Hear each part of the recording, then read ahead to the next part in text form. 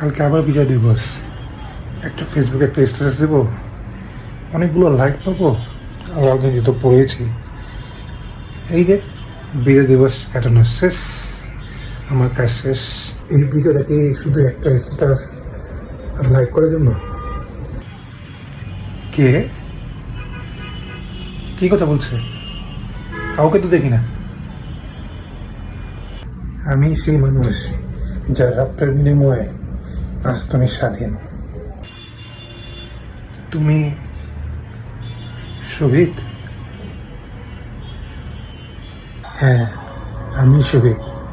ঠিক আছে, এবার বলো তো, আমরা কেন যুদ্ধ করেছিলাম? আপনারা যুদ্ধ করেছিলেন স্বাধীনতার জন্য, নিজের দেশের জন্য। আমরা তো দেশের জন্য নিজেদের জীবন দিয়েছিলাম। তোমরা দেশকে কি দিচ্ছ? আমরা তো শুধু নিজেদের কথাই ভাবি। আমরা মৃত্যুকে ভয় পাই নাই। আমরা শুধু এতটুকুই ভয় পেয়েছিলাম যে আমাদের সন্তানেরা যদি প্রয়োজন হয় বড় হয়। আমি জানতাম বিজয় মানে ছুটি, কিন্তু আজকে জানতে পারলাম বিজয় মানে দায়িত্ব। এই মাটির নিচে আমার বয়স টাইমে আছে 19-এ, আর তোমার বয়স বাড়তেছে স্বাধীনতায়। তোমরা যদি সেই সময় যুদ্ধ না করতা, তবে আমাদের তো কোনো নাম থাকতো না, আমাদের পরিচয় থাকতো না। এমনকি আমরা যে মুখে বাংলা ভাষা বলি, সেই ভাষাটাও আমাদের থাকতো না।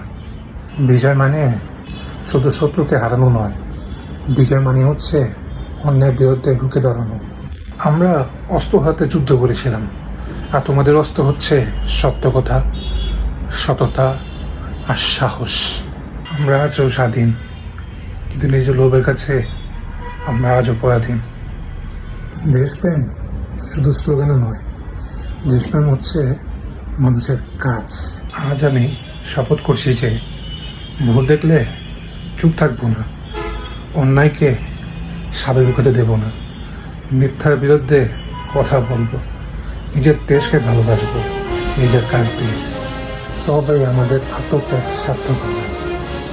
যদি একদিন এই দেশটা হারে, তবে সেটা হবে শত্রুদের হাতে না, আমাদের অবহেলায়।